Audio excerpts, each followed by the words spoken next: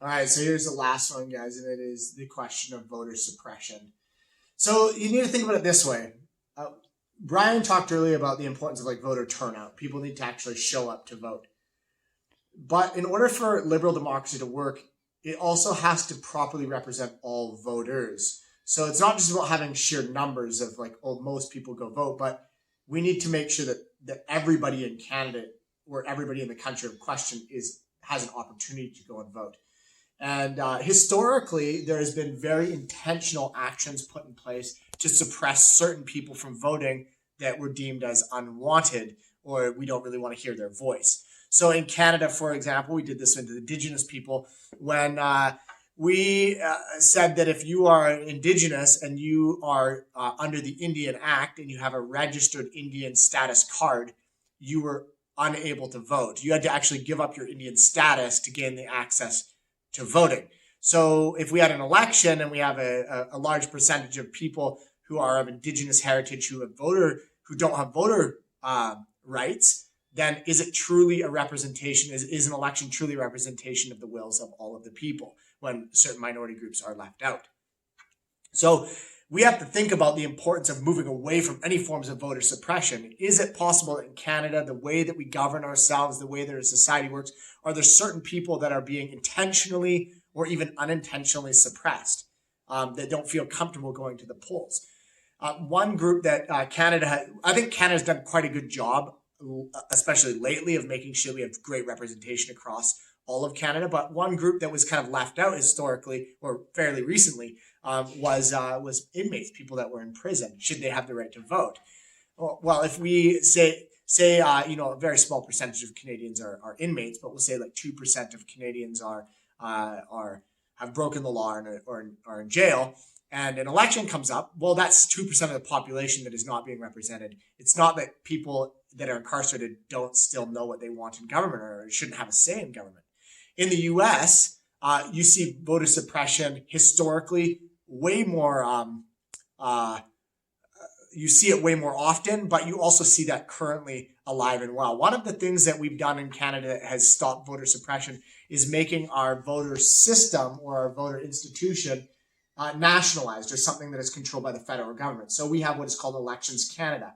It is a non-partisan, right? It's not connected to any political party, independent electoral system.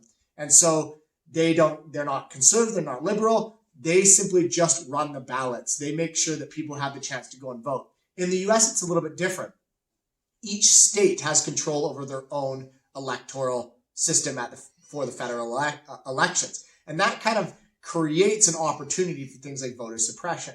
An example of this in the last election was we saw in some states that tended to be more, like, for example, more Republican states. Well, they opened ballot stations in more Republican parts of the state. They opened them for longer periods of time than they did Democrat voting stations. So in some cities or quarters of cities that were more Democrat, well, they would close them at like 8 o'clock, whereas they'd let the Republican ones be open till 11 or 12. And that would cause some people to have less time to go and vote, especially people that were like working class, like that are jobs all day.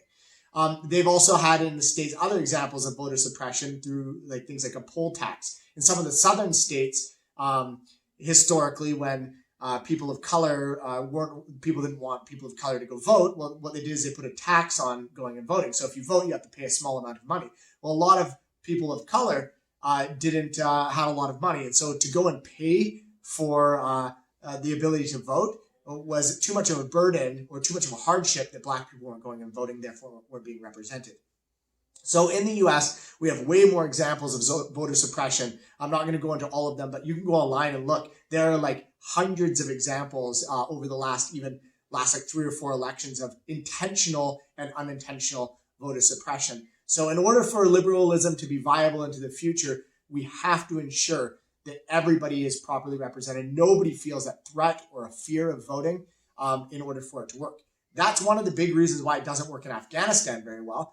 For example, women, there's a fear that if women or certain ethnic groups go and vote, that there could be serious repercussions for them going and voting. So me dipping my finger, they did this thing in Afghanistan when you dip your finger in ink to show that you voted, right? And what the Taliban was doing is targeting people that dipped their fingers. And women or people of certain ethnic groups were targeted even more so than regular Islamic men. So that's another example of why voter suppression doesn't really. Wow. That's another example why voter suppression really can impact the future viability of liberalism. Everybody has to have enfranchisement. Everybody has to have the right to vote. So just in conclusion, by way of review, what is this DEVILS? Well, DEVILS, this acronym that we created, represents some serious considerations that we should think about with relation to how well our democratic system works. And in order for us to think about the viability of liberalism, does liberalism like 20, 30, 40, 50 years from now, are we still going to have liberal democracy? If we look at, 2120, way down the road, and I'm an angel in heaven looking down at Canada, are we still going to be a liberal democracy?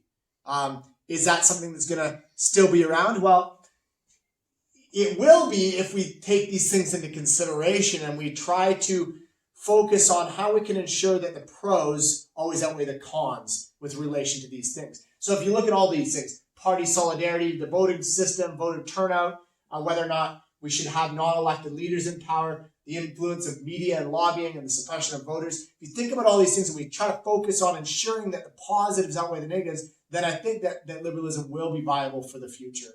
And so that's what you need to remember when we think about the devils of, the devils in liberal democracy.